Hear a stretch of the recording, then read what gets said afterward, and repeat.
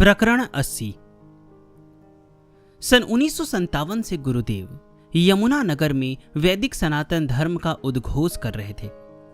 वहां पेपर मिल, रामलीला ग्राउंड में हजारों प्रबुद्ध वर्ग के लोग आपकी विचारधारा को सुनते और आपसे प्रभावित होते चले गए।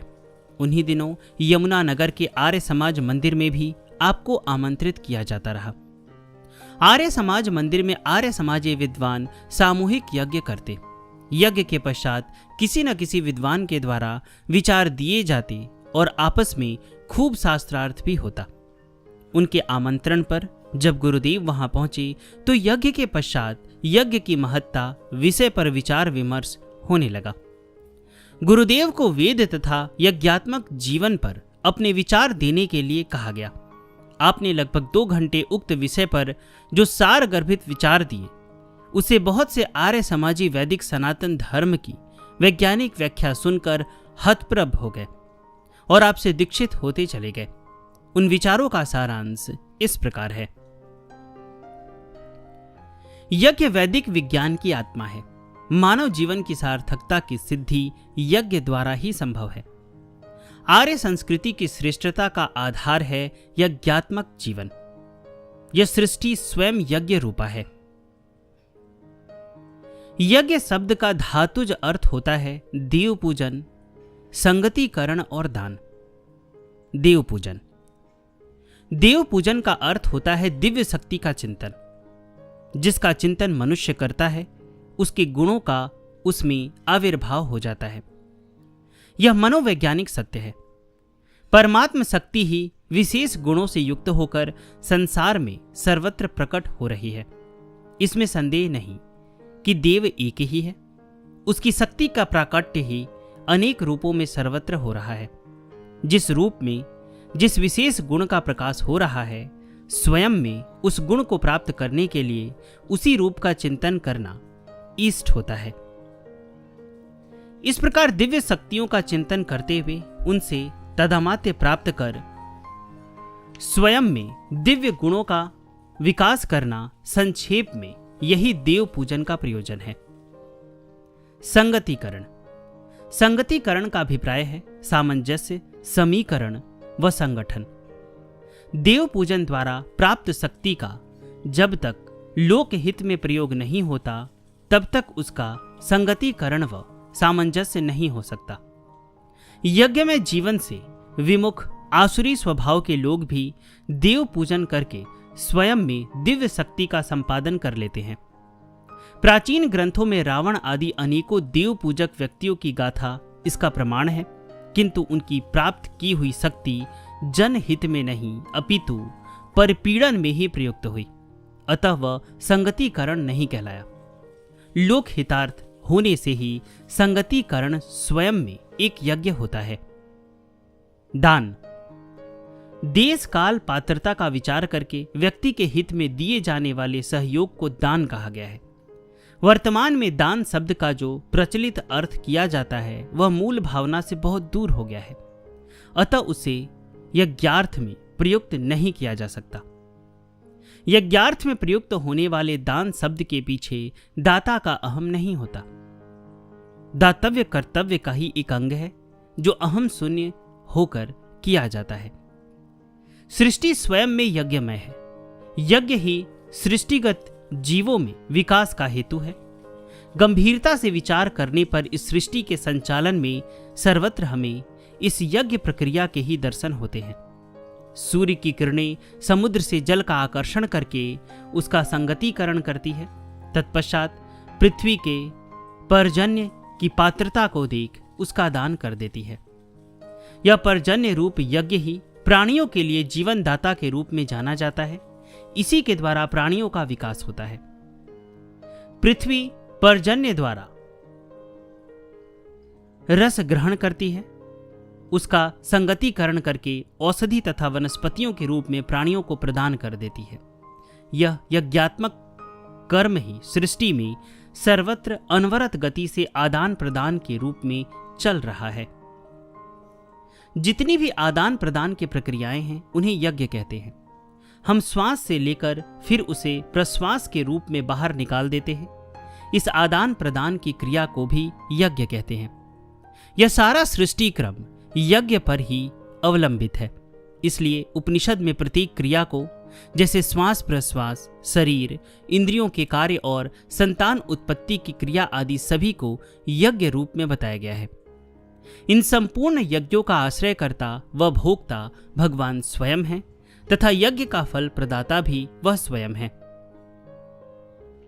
भगवान स्वयं कहते हैं कि यज्ञ तप का भोक्ता तथा सभी लोगों का महेश्वर भी वह स्वयं ही है।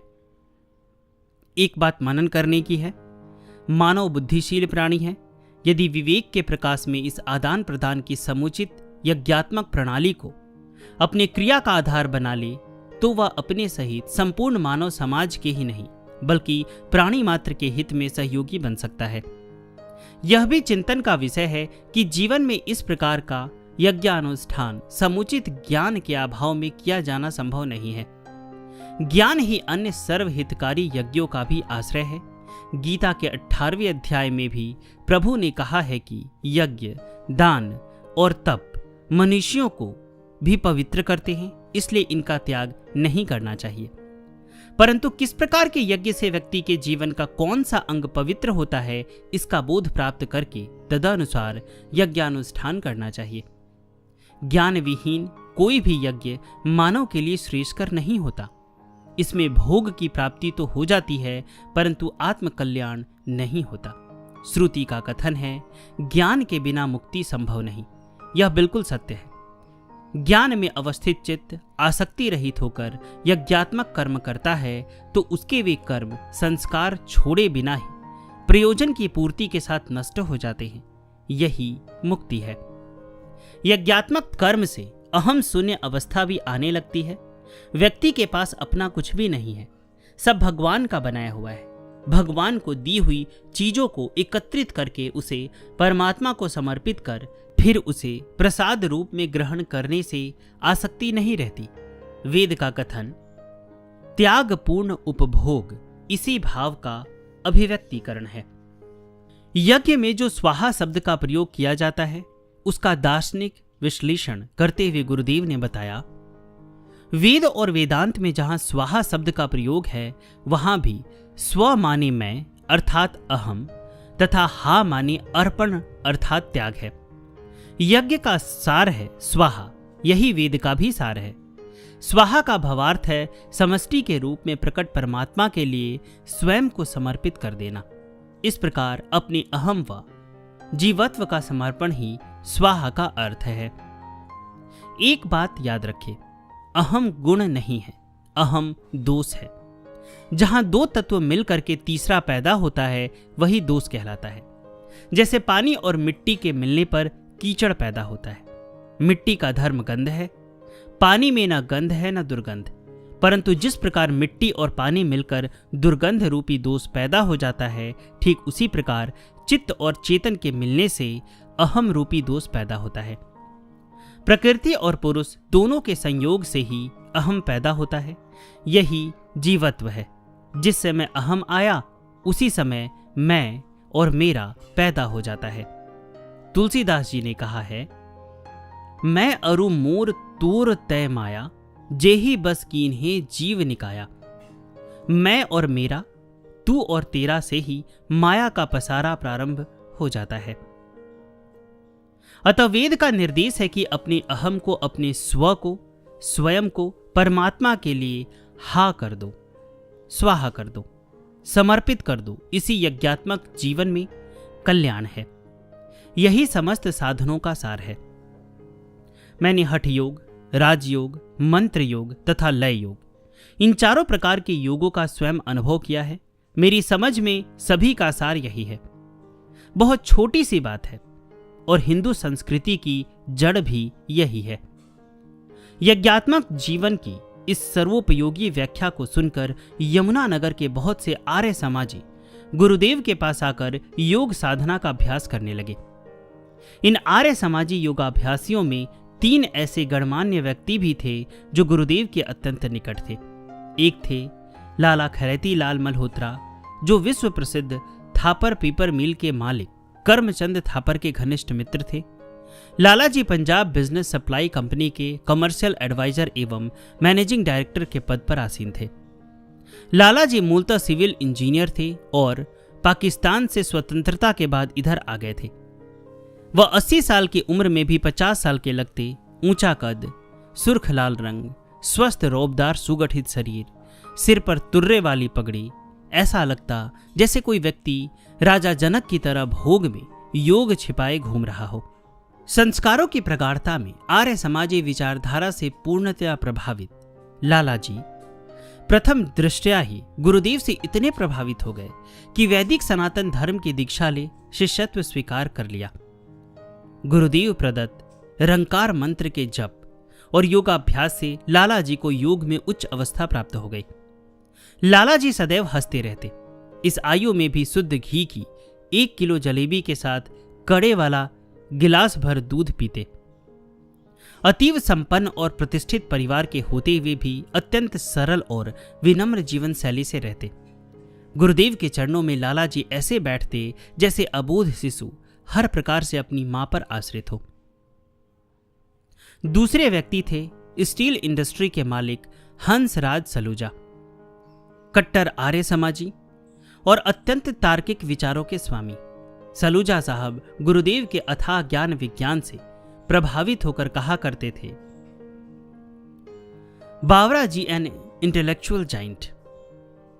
इन्हीं सलूजा साहब के बेटे सतीश सालूजा और उनकी बहू डॉक्टर सुनीता सालूजा ने भी सपरिवार गुरुदेव का शिष्यत्व स्वीकार किया।